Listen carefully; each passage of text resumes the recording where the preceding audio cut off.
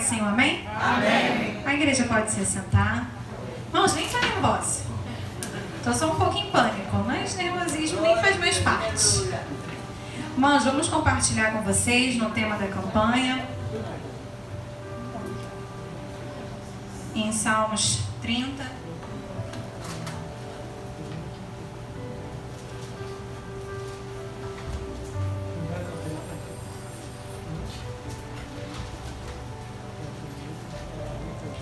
Versículo 5, que assim diz: porque a sua ira dura só um momento. No seu favor está a vida. O choro pode durar uma noite, mas a alegria vem pela manhã. Irmãos, o título desse capítulo diz: a ira de Deus dura um momento só, mas a sua benignidade é eterna. Irmãos, eu fiquei imaginando aquela situação de Davi, a qual ele se encontrava, o porquê dessa angústia, porque choro significa o quê? Dor, aflição, angústia, sofrimento. E eu fiquei pensando, ele era um rei, e um rei não pode chorar em qualquer lugar. E quantas vezes eu e você é tirado até o nosso direito de chorar, porque a gente precisa parecer forte, a gente não pode chorar na frente de qualquer um. E assim foi com Davi, ele era um rei.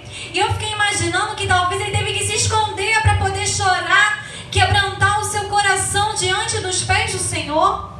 E eu estudando, eu fiquei pensando o que levou Davi àquela situação, aquele choro, aquela súplica, aquela amargura, aquele sofrimento. E às vezes, irmãos, eu e você, a gente precisa procurar o que levou a nossa dor, o que levou o nosso sofrimento, porque precisa haver mudança, transformação na minha e na tua vida para a gente receber a vitória. Porque quando o Senhor nos leva, nos conduz para o deserto, é porque Ele quer palestrar com o Filho. E palestrar significa você precisa aprender uma lição. E aí você tem que ver em você o que gerou o teu sofrimento. E aí, estudando esse versículo, esse capítulo da Bíblia, a gente vê que é porque foi a lei da semeadura. Aquilo que Davi plantou lá atrás, quando ele resolveu se envolver com uma mulher casada e cometeu o assassinato do marido dela. Irmãos, tudo que a gente faz tem uma consequência. A diferença é que nós, servos do Senhor Jesus, Ele está conosco. Mesmo mediante ao nosso choro, a nossa luta, o nosso sofrimento, o Senhor está ali. Mas você precisa, irmão, aprender. Porque é só quando você aprende que você sai do seu deserto. Só quando você consegue se conscientizar o que te conduziu, o que te levou àquela dor, aquele choro, o Senhor pode te resgatar com as suas mãos fortes. Mas às vezes, diferente de Davi, o que conduziu ele àquele choro, às vezes a gente está numa situação da nossa vida que é porque o Senhor precisa te ensinar. Ensinar no sentido que você precisa ter experiência com Ele. E até o pastor já falou isso aqui sobre isso. Como que você vai falar de algo que você não passou, que você não tem bagagem para falar daquele assunto? Como que você vai falar para alguém de dor, de sofrimento, se a sua vida é 100% alegria? Porque é necessário você ter bagagem com o Senhor Jesus. Glória a Deus. E a gente entende que a tristeza não é algo duradouro, porque no próprio título diz uma momentânea tristeza. Porque a tristeza, ela vai ter fim. E quando a gente vai estudar a Bíblia em outros versículos que nós vamos conhecer hoje, ouvir novamente eles, tudo sempre fala que vai chegar o fim da tristeza, mas nunca fala o fim da alegria. Porque a alegria tem que ser o Senhor nas nossas vidas. E a gente vai ver aqui um pouquinho quando Davi, passando por aquela aflição, justamente nesse capítulo 30, é devido àquilo que Absalão, seu filho, fez contra ele. Ele tentou usurpar o trono, enganar o seu pai. E a gente vê que Absalão é o terceiro filho de Davi, e ele matou o seu meio-irmão, que era o primeiro, o primogênito de Davi, por ter violentado a sua irmã Tamar. Então a gente vê, irmãos, que uma coisa vai puxando uma outra coisa. Então cuidado com o que você coloca na sua vida, as suas atitudes. Cuidado com as decisões que você toma sem você pedir orientação do Senhor Jesus. Porque, irmãos, uma coisa vai puxando outra coisa. E aí, por fim, chega o choro, a dor e o sofrimento. Porque, irmãos, é fácil a gente convidar as pessoas, né, para um momento de gozo e de alegria. Mas você nunca convida o Senhor Jesus para tomar parte das suas decisões. A gente, muitas das vezes, a gente deixa a gente ir pelos impulsos da nossa vida, pela nossa emoção. Irmãos, e às vezes a gente acaba quebrando a cara. Porque a gente é incapaz chegar e pedir orientação, pedir: Senhor, me mostra, Senhor, confirma, Senhor, fala comigo. Irmãos, lá no versículo, em Isaías 54, versículo 7 diz assim: por um pequeno momento te deixei, mas com grande misericórdia te recolherei. Irmãos, por máximo que você ache que o Senhor não está vendo, que o Senhor não está contemplando a tua angústia, o teu sofrimento, eu vou te dizer uma coisa com toda a convicção do meu coração: Ele está vendo sim. Ele tem olhado, Ele tem colhido as tuas lágrimas, mesmo que às vezes a gente nem consiga chorar, a gente não tem o direito de chorar, mas o Senhor sabe o que passa no teu coração. Agora, o que não pode deixar você é deixar o inimigo plantar que você não vai conseguir.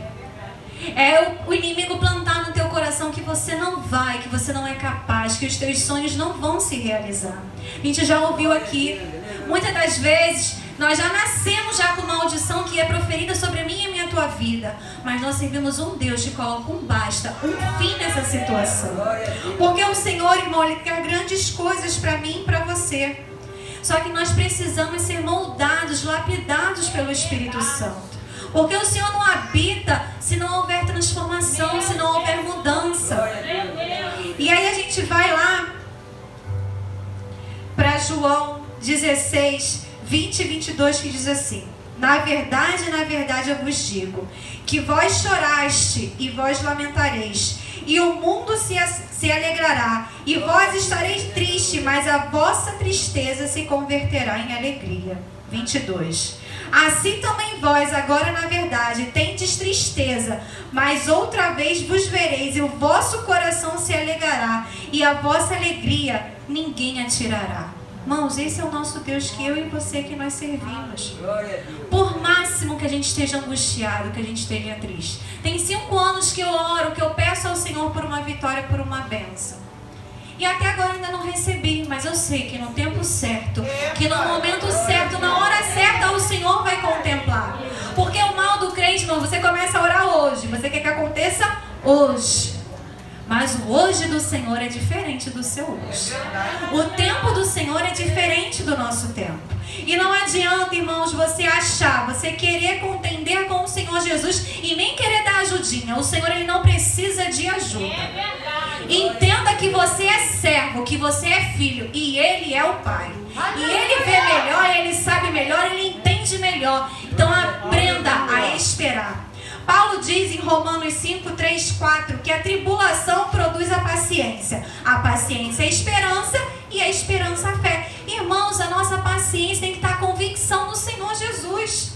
A nossa esperança é o nosso caminhar com Deus. E a nossa esperança é o Senhor nas nossas vidas. Porque às vezes a gente quer que o Senhor faça por nós, mas você não quer fazer nada. Não há devolutiva. É uma mão que precisa ser de mão dupla. Você tem que dar e o Senhor vai te dar também. Mas você precisa dar a sua parte. As pessoas falam muito do dízimo, das ofertas, mas do seu tempo, da sua adoração. Mas a gente perde nosso tempo com tanta coisa. Mas a gente muitas das vezes é incapaz de ler a palavra do Senhor, de orar, de buscar. Porque sabe por quê, irmãos? A gente só quer receber, mas você não quer dar. E às vezes o dar é o estender a mão, estender o seu ouvido, é clamar por alguém. E aí no momento exato do fim, as misericórdias do Senhor, ela chega, ela alcança a tua vida. Lá em Isaías 54, 7 diz: a ira é passageira, é um favor que dura a vida inteira. Porque, irmãos, a ira do Senhor, ela vai durar apenas um momento só. E ela vai passar. Ela vai passar na tua vida. Só que você precisa estar na posição que o Senhor te chamou, que o Senhor te conduziu para você estar. O Senhor quer te colocar aqui, num lugar determinado. Você quer fazer que nem Jonas. Você quer outro. Porque você vê melhor, porque você sabe mais. Você quer fazer outras coisas. E aí você vai para o ventre do peixe. Aí você passa pelo deserto. Para você aprender que você tem que voltar para onde o Senhor te mandou você ir. Irmão, se tem uma coisa que crente não tem, é livre-arbítrio. Porque no momento que você coloca o seu livre-arbítrio, você diz no Senhor: Senhor, pode sentar que eu sei o que é melhor para a minha vida. Você pode ficar aqui que eu sei o que eu vou fazer. Crente não tem livre-arbítrio. A sua vontade tem que estar assim, ó, em concordância com a vontade do porque senão você sofre. Aí você paga o preço e você chora. Aí você faz que nem Davi. Aí tem que se rasgar, quebrantar o coração. Por que ele não pensou lá atrás? Quando ele olhou, quando ele cobiçou, quando ele desejou e ele agiu. Ele não só ficou no pecado da cobiça, ele foi lá e agiu. E às vezes assim somos eu e você, irmãos, a gente não é diferente em nada de Davi. O ser humano é muito difícil e ruim também. Porque às vezes a gente julga, né, o outro e coloca, mas eu não mato, eu não roubo, então eu sou bonzinho. Não é não, porque você mente, você engana, você aponta, você acusa. Então não pensa que você é melhor do que o outro. Eu fui agora numa cidade histórica de Minas e a gente estava fazendo um passeio histórico pela cidade, tinha um casarão lá. E aí eu reparei que embaixo, como se fosse um sótão do casarão, e tinha umas grades assim, bem pequenininhas, bem pequenininhas. E eu fiquei olhando, eu falei assim, gente, o que é isso? E aí o rapaz, né, o professor lá o guia, ele estava explicando que antigamente, na época dos engenhos, dos fazendeiros, o que eles faziam para aquecer a casa? Eles colocavam todos os escravos lá no subsolo e não colocavam janelas, porque os escravos lá embaixo iam aquecer a casa lá em cima. Então eram quadradinhos assim, ó, pequenininhos, que ficavam lá no subsolo da casa, no sótão, lá embaixo da casa. E aí eles ficavam todos amontoados, os escravos, para poder aquecer a casa lá em cima. Aí você pensa assim, não, eu não faço essas maldades não. Aí você é racista, é preconceituoso, você aponta, você se acha melhor do que o outro porque tem um diploma, porque tem um emprego. Irmãos, nada disso vai assegurar a sua vaga no céu. Nada disso. Tudo isso aqui vai ficar, tudo isso aqui vai perecer. Porque às vezes a gente acha que nós somos alguma coisa, mas quem é o Senhor Jesus? Nós não somos nada. Se o rico ou o pobre morrer, em menos de 12 horas vai feder igual. Porque é carne, é pó, é cinza. Então coloque as suas convicções no Senhor Jesus. Creia somente. E aí a gente vê lá em Lamentações 3:22 que diz: as misericórdias de Deus se renovam. Elas se renovam a cada manhã. Porque às vezes nós não somos assim. A pessoa faz com a gente guarda. Absalão aguardou 2 anos para poder se vingar do seu irmão, que tinha violentado o Tamar. Ele aguardou 2 anos. Você não quer liberar o perdão, mas o Senhor tem que liberar o perdão para você. Engraçado isso, né? Mas esses somos eu e você. A gente quer muitas coisas, a gente quer que os outros nos perdoem, que as pessoas entendam, compreendam. Esse é o meu jeito, mas quando o irmão faz com você, você não pode compreender. Irmãos, começa a buscar em você aquilo que você aponta o dedo para o teu irmão. Começa a fazer as coisas para o Senhor que você acha que o irmão também tem que fazer. Porque, irmãos, é muito fácil a gente querer encontrar no outro aquilo que nem você tem em você mesmo. Eu até falo muito isso para os meus alunos. Eu falo, sabe por que a tartaruga vive muito? Porque ela toma conta só da vida dela. Por isso que a tartaruga vive 100, 150 anos. Porque ela toma conta da vida dela. Irmãos, toma conta da sua vida. Faça a sua parte. Aquilo que cabe ao Senhor Jesus. E se tem algo que aos teus olhos não parece certo, você ora. Você fala assim, Senhor, visita. Senhor, mostra. Porque, irmãos, o Senhor Jesus, Ele quer ver em mim e você um diferencial. A gente não pode ser Maria que vai com as outras. Quando a gente vê, estuda a questão do DNA, são as suas particularidades, aquilo que você tem de essencial, de diferente, ninguém tem. Até gêmeos, o DNA é diferente. Porque é seu, foi o Senhor que te deu. Então, cuida daquilo que o Senhor Jesus te deu. Porque, irmãos, quando a gente está chorando, nós temos que ter uma visão que é uma oportunidade de você se aperfeiçoar. Porque às vezes a gente chora e a gente fica o quê? Transtornado. A gente perde, a gente não sabe o que fazer. Não, para com isso. O choro seu tem que ser, Senhor, me ajuda, me ensina, me mostra, me orienta. Porque eu sozinha, eu não sou capaz. Eu tenho sim as minhas imperfeições, as minhas limitações, mas eu estou aqui. Se coloca perante o altar do Senhor, mostra para o Senhor que Ele tem que ser aquilo que é mais importante na sua vida. Irmãos, a gente dá tanto valor a tanta tantas coisas e a gente não dá valor por aquele que morreu na cruz do Calvário por mim e por você. Para você estar aqui hoje sentado ouvindo a palavra do Senhor. A gente vê aí na televisão o que está acontecendo lá no Afeganistão. Mas a gente não consegue mensurar o que aquele povo passa. Aquela pregação do pastor Gabriel lá de Moçambique, você não consegue. E você não consegue ser grato por morar num país que não tem essas coisas. Você não consegue ser grato pelo teto de em cima sobre a sua cabeça, sobre o seu alimento. Mas porque o tempo todo a gente só reclama, a gente só murmura, a gente só fala para o Senhor as insatisfações das nossas vidas. E em momento nenhum você agradece. Irmãos, passa a agradecer até pelo seu choro. Porque quando você olha para o lado e você vê o que o irmão está passando, você fala assim: Senhor, muito obrigada. Porque poderia ser pior. Porque poderia ser muito pior. Senhor, então muito obrigada pelo meu choro. Ou não desmerecendo o sofrimento, porque cada um passa por alguma coisa. Mas seja grato, agradecido ao Senhor Jesus. O apóstolo Paulo fala em 2 Coríntios 4,17 que as tribulações são momentâneas, produz para nós eterno peso de glória acima de toda a comparação. Você entende isso? Que o tempo todo o Senhor fala que as tristezas, que as lutas, que o sofrimento será momentâneo. Então ele tem início, meio e fim.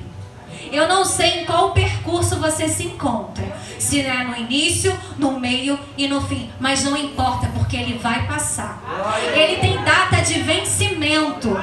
A sua alegria não, mas a sua luta ela tem data de vencimento escrita pelo Senhor Jesus. E uma hora ele vai falar: acabou, chega, é um ponto final, não é ponto continuativo, não é uma vírgula, é um basta do Senhor Jesus sobre a minha e a tua vida. E eu estava pesquisando um escritor e pastor, Augusto Nicodemos, ele disse que Deus nunca prometeu uma viagem tranquila, mas ele prometeu uma chegada certa. E eu fiquei meditando sobre isso. Deus nunca falou para os teus servos, para os seus filhos, que a sua vida seria 100% sucesso, 100% alegria, 100% felicidade. Nós teríamos momentos de tristezas, de alegrias, de felicidade. Mas a chegada, o ponto final, ou aquilo que nós estamos almejando, que é a nossa vida eterna, ele vai chegar. Mas aí você precisa estar no caminho. Você precisa estar fazendo aquilo que o Senhor te orientou fazer. Porque às vezes, irmãos, a gente quer fazer certas coisas que o Senhor não te orientou. E você acha que você está fazendo uma coisa muito boazinha. Eu ajudo, eu estendo a mão, eu oro. Mas aí quando o Senhor manda você entregar algo, que é algo duro, você fala: não, isso eu não vou entregar não, isso eu vou guardar. Porque eu quero ser uma pessoa que fala, né, que Deus vai fazer, coisas duras. Irmãos, entrega aquilo que o Senhor falou. Nós não temos que interpretar, nós temos que entregar. A interpretação não cabe ao vaso. O vaso entrega o recado do Senhor Jesus.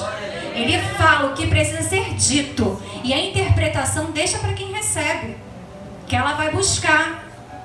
Mas, irmãos, a gente precisa falar aquilo que o Senhor espera de mim e de você, que nós falamos.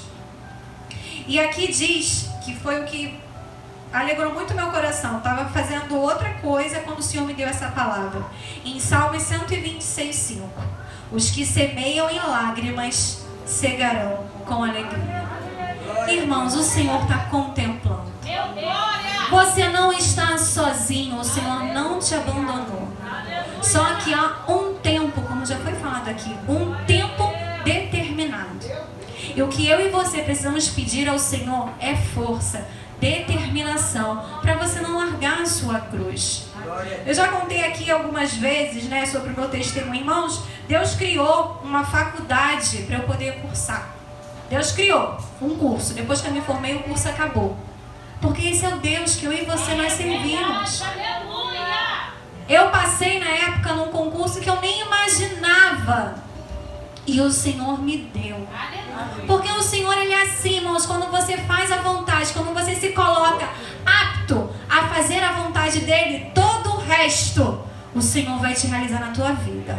O problema, irmãos, é que a gente quer ficar sentado. A gente quer esperar as coisas caírem no seu colo. Não que não possa cair, porque o Senhor trabalha Ele tem a forma dele de trabalhar. Mas passa a fazer a sua parte. O Senhor não quer além, não. Ele quer que você faça a sua parte. O que cabe a você. É que nem as parábolas do talento. Irmãos, ele podia ter dado 10, 5 para todos, mas não. Ele deu diferencialmente para cada um. Porque ele sabia da limitação do homem. Ele sabia o que cada um podia fazer. E às vezes nós estamos enterrando aquilo que o Senhor nos deu.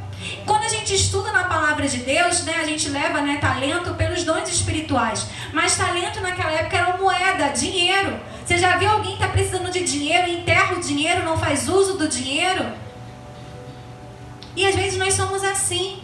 O Senhor nos dá certas coisas e a gente enterra o nosso casamento, a gente enterra os nossos sonhos, a nossa esperança, a nossa fé. E acreditando no que o outro falou. Deus falou que vai fazer. E aí você acredita naquele que te apontou e disse que você não ia conquistar, que você não ia conseguir. Irmãos, eu lembro quando eu terminei o meu 2º grau, que eu fiquei pensando, meu Deus, e agora? Como que eu vou fazer uma faculdade? Eu sabia que meus pais não tinham condição nenhuma de pagar uma faculdade para mim, mas o Senhor providenciou. Quando eu saía de um emprego, eu entrava em outro, na época quando eu ainda fazia estágio, quando acabava o ano eu ficava assim, Senhor, como vai ser ano que vem? E agora? Porque o contrato acabava. E agora? Irmãos, o Senhor sempre foi fiel. O Senhor sempre chegava quando começava o ano escolar, o Senhor abria novamente a porta. E o Senhor vai assim, irmãos, porque Ele vai te dando, sabe o que? Aquilo que você precisa para aquele momento. A gente aprende com o povo lá no deserto, com maná. Ele não dá para você botar numa mochila, numa bolsa e sair carregando, não. Ele te dá exatamente o que você precisa para passar aquele dia, aquele momento. E aí, porque Ele precisa que a sua fé se renove. Ele precisa que a esperança esteja ardendo no teu coração. Que o Senhor que me deu ontem, Ele vai me dar hoje e vai me dar amanhã também. Só que a gente faz que nem aquele povo no deserto. A gente constrói uma escultura, a gente cultua o que não deve ser cultuado e não damos graça. E não esperando o Senhor agir. Irmãos, o Senhor, Ele não precisa que você ajude Ele em nada. Às vezes eu falo até isso com os meus pais. Depois a gente tem uma situação, eu falo, não coloca a mão. Não coloca a mão, não mexe, deixa. Porque o Senhor precisa trabalhar.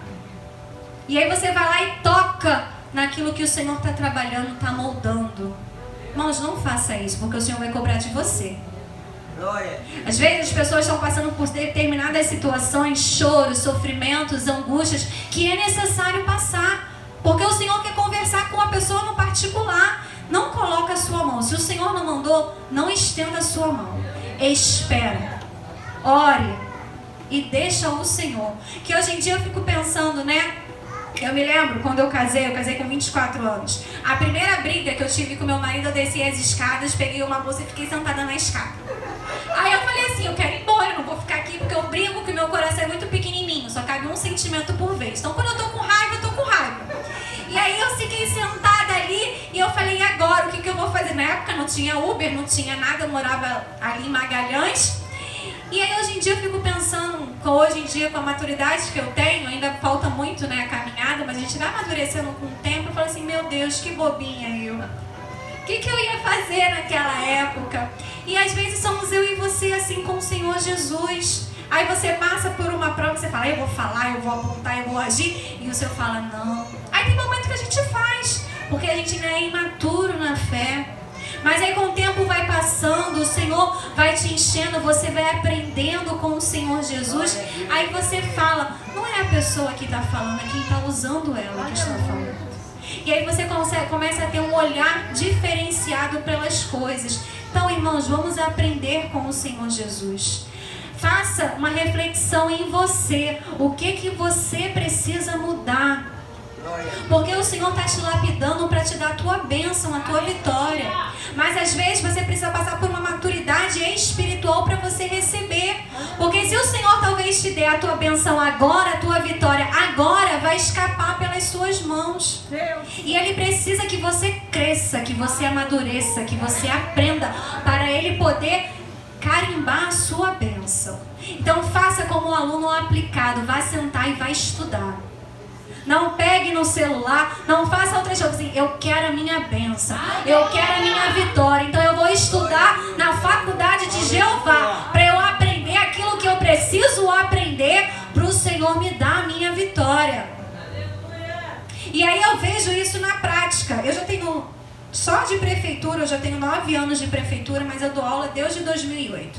E eu fico lembrando como eu agia lá atrás com os meus alunos, que eu ficava assim, misericórdia, se alguém me visse aquilo, eu ia pra cadeia, eu ia ser presa, eu ia fazer tudo errado. Mas o que? A prática, você fazendo sempre as mesmas coisas, você atuando, você vai levando a perfeição daquilo que você faz. E é assim na obra do Senhor. Hoje você ora 2 minutinhos, daqui a pouco você está orando 3, daqui a pouco você está orando 5, e assim vai. O problema do servo do Senhor Jesus é que ele já quer chegar sentando na janela e esquece do processo. Irmãos, tem um processo para se passar. É necessário que a gente desça. A gente escuta isso 50 mil vezes aqui na igreja, que a escada do Senhor ela é invertida. Para você subir, primeiro você desce. Porque o Senhor ele quer falar contigo. Então, irmãos, quando você sobe aquela escada, abra os seus ouvidos, abra o seu intelecto para ouvir aquilo que o Senhor quer palestrar comigo e contigo. Chega de choro. Dá um baixa desse choro na tua vida. Saia daqui com a tua esperança renovada. Porque apesar do teu choro, apesar do teu sofrimento, o Senhor Jesus ele tem grandes coisas para mim e para ti. Só que nós precisamos estar na posição que o Senhor nos chamou. E aí vem o paradoxo do cristão, que está lá em 2 Coríntios 6,10, que mesmo entristecidos, estamos sempre alegres. Porque você já viu quando uma pessoa fala assim, meu Deus, eu não entendo, a gente às vezes conhece a prova do irmão, a gente fala assim, poxa, mas ele está rindo, ele está brincando, porque ele tem um Espírito Santo no seu coração. E ele tem a convicção que aquilo vai passar, que aquilo é momentâneo, que vai chegar o dia dele cantar o hino da vitória. Então, irmãos, levanta a sua cabeça. Deixa de ser oprimidos, de olhar para baixo.